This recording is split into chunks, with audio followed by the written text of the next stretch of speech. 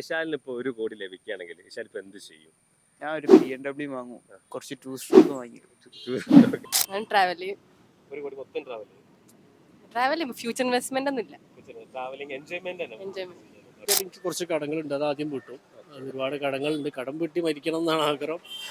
ഇതുവരെ കടമില്ലായിരുന്നു, ഒരു 4-5 കൊല്ലമായിട്ട് ഇപ്പോൾ നല്ല അത്യാവശ്യം നല്ലൊരു കടത്തിലാണ്. ഞാനെന്നല്ല, നമ്മളെ ചുറ്റുപറ്റുള്ള ഒരുവിധ ആൾക്കാരും ഇപ്പോൾ കടത്തിന്റെ മുകളിലാണ് പോകുന്നത്. കോടി കിട്ടുകയാണെങ്കിൽ പകുതി ധർമ്മം ചെയ്യും, പാവപ്പെട്ടവരെ സഹായിക്കും, ബാക്കി സേവ് ചെയ്യും.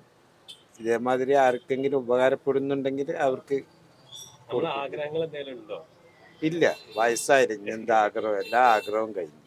ഞാനത് മിക്കവാറും ബാങ്കിൽ FD ഇട്ട് വെക്കുന്നതായിരിക്കും. ഒരു 50 ലാക്ക് FD ഇടും. എൻ്റെ ഡ്രീം വെച്ചേക്കാണ്, ഞാൻ ട്രെയിനറാണ്, ജിം ട്രെയിനറാണ്. ഫസ്റ്റ് ഒരു ജിമ്മ് സ്റ്റാർട്ട് ചെയ്യാനാണ് ആ ഡ്രീം. അതിൽ നിന്ന് ബാക്കി ക്യാഷ് ഉണ്ടെങ്കിൽ എന്തെങ്കിലും FD അല്ലെ അങ്ങനത്തെ എന്തെങ്കിലും ഒരു ചെറിയൊരു ഇതുപോലെ സേവിങ്സ് സൈഡ് ഒരു ഇൻകം വരുന്ന പോലെ ചെയ്യാനുള്ള ഒരു പരിപാടിയാണ്.